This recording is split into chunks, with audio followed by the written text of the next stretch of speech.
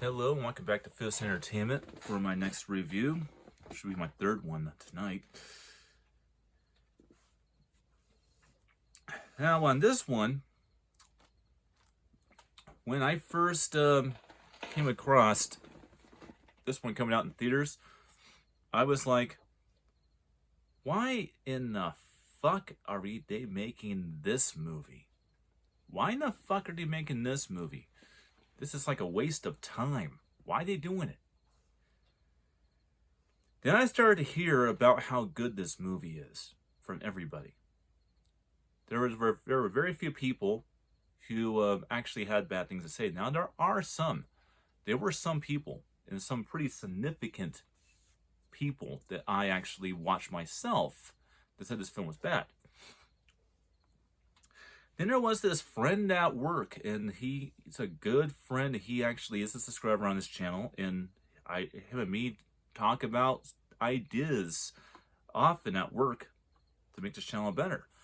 He didn't have this idea. This was all my idea of doing stuff in 4K with me going in blind to how I look on camera and not seeing myself.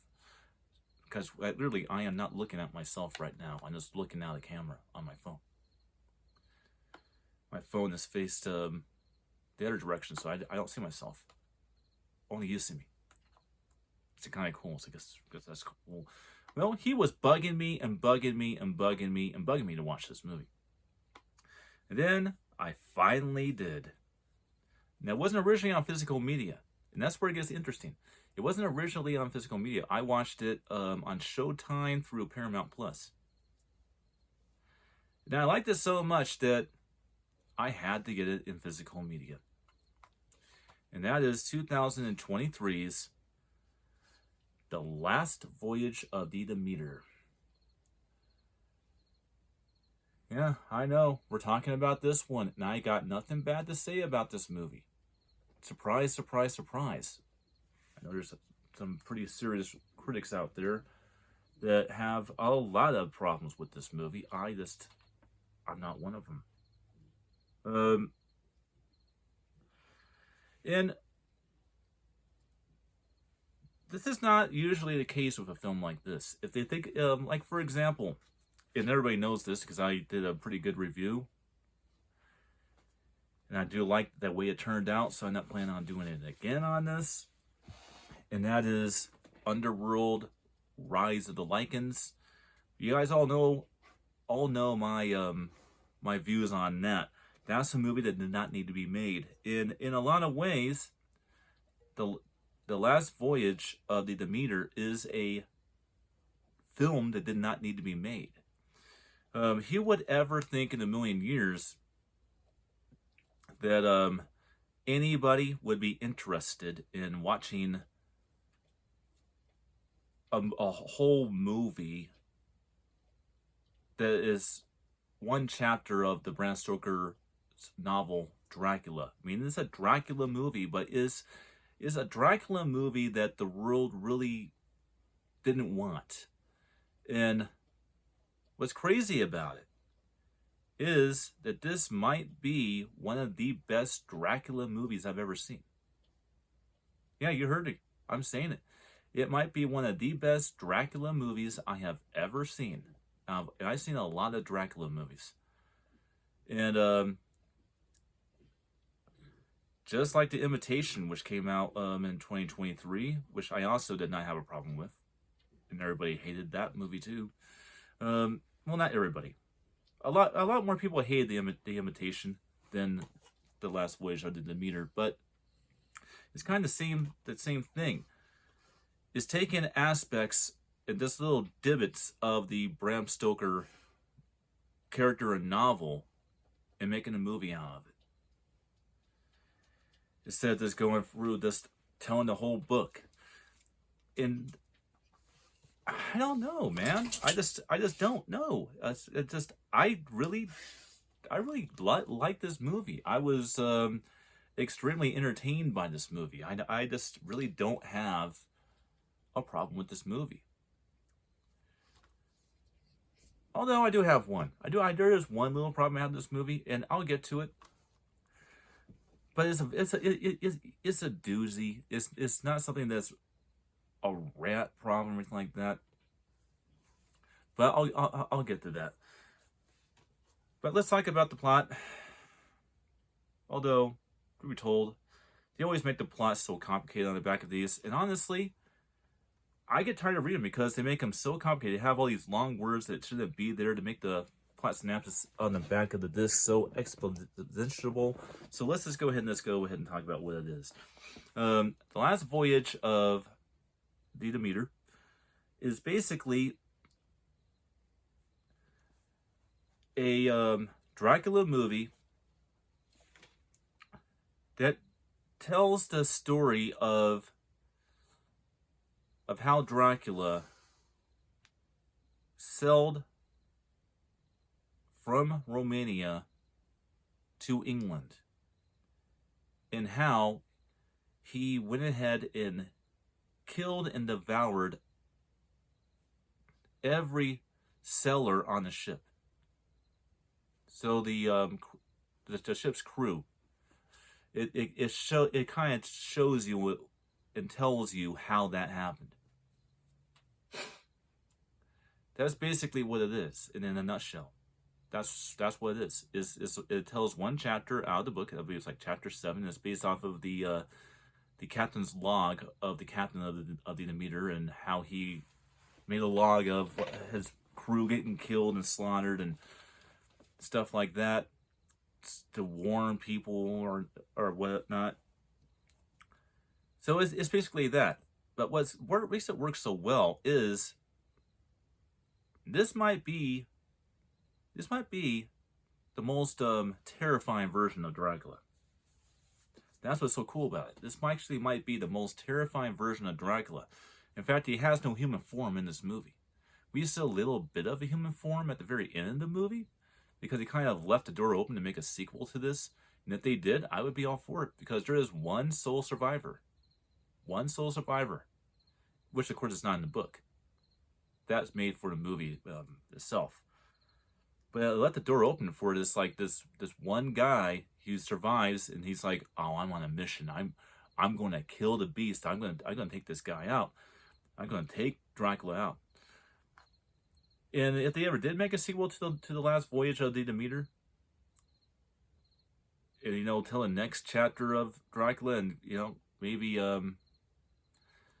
find a little way to have our main character from the last voyage of the Demeter to change his name, like maybe Clemens, which is the Dr. Clemens, which is the character's name in the movie. Maybe the character's real name is Abraham Van Helsing or something. One way or another, they could make a sequel to this, and they could make it tie into the book even more. But it won't happen, because, like I said, there's a good amount of people out there that did not like this movie, and that just does not make sense to me. It's kind of like The Imitation. I would welcome a sequel to The Imitation. I welcome a sequel to The Last Voyage of the Demeter, because I love it when you have a modern Dracula movie and you're going the right direction. See, they only went wrong with a modern Dracula movie once. And that was not the landmark movie of this trilogy. It was the sequels that screwed it all up. And that was Dracula 2000. Now, Dracula 2000 is a good movie. I love that movie. Dracula 2 Ascension and Dracula 3 Legacy are really bad movies. But Dracula 2000 is a good movie. But I don't feel that they would destroy what made this movie really great if they made a sequel. Now let's talk about the one negative. It's kind of a negative. It's kind of not a negative. It's kind of cool, but it's kind of not.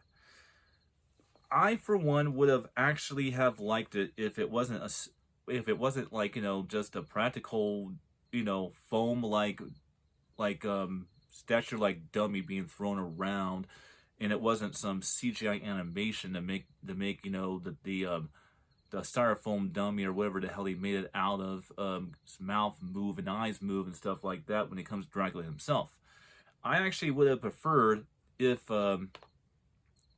Dracula, he basically is right here, I would have preferred if you actually had an actor in that. But I watched some of the behind the scenes stuff on how he made this movie, which also includes Dracula himself in it. And if there is an actor playing that, he's probably only playing that maybe like 1 to 2 minutes of the movie. The rest of the time is literally like a dummy statue thing, like made of styrofoam or something, being thrown over the place, and CGI animation making it move and stuff. And it would surprise me if the entire character of Dracula is a CGI slash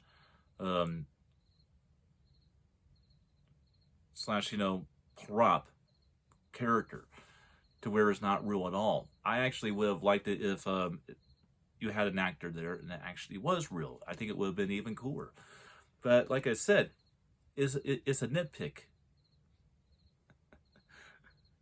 But even with it not being a real actor there, unless I'm wrong, and it really looks like I'm not here, it doesn't take away at all from the experience, because it looks very real. It looks very, very real. And that's what makes it so terrifying, is the fact that Dracula in this movie is literally a creature. Doesn't look like a human at all. He's just a creature. And I think it makes it more terrifying. In a way that director of the movie kind of describes this, is this basically Alien on a sailing ship in the 1800s. But instead of having the xenomorph, you have Dracula. And I kind of see where he was going with that. It kind of does feel like that a little bit. But anyway around, I just think it's a great movie. And the quality is not bad at all. As a matter of fact, it's very good quality for what this is.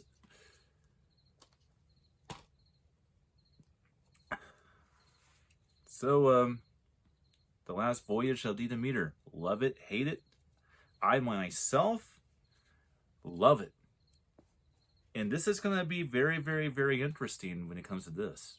Because usually I don't do this on movies that people are very divisive about, to where you have either a 50-50 split down the middle. 50% of people love the movie, 50% of people hate the movie. Or in this case, 60% hate the movie, 40% love it, or whatever percentage you want to put on this. I'm going to shock you right now. I give this movie 4 stars because I think it's absolutely brilliant and I think it's perfect. You know how I am with 4 stars. I don't give it lightly. You have to be damn good. You have to be really, really good movie to me for me to give the film 4 stars. But I'm giving this one 4 stars. I could watch this movie every year around Halloween time, and I would just love this movie. So, Foos says, check it out, and I'll see you on the next one.